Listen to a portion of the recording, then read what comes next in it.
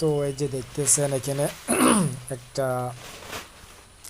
ঘটনা ঘটে গেছে, সেটা হচ্ছে আমাদের এখানে অনেকগুলা বস্তা জমে গেছে।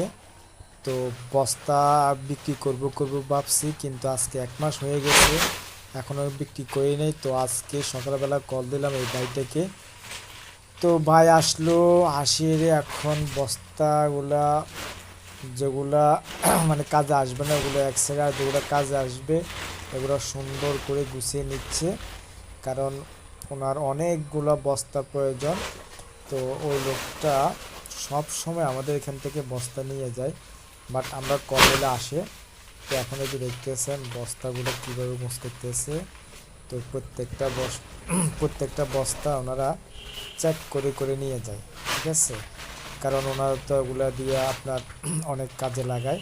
সেটা হচ্ছে যে বাইরে থেকে সবজি আনার কাজে ব্যবহার করে।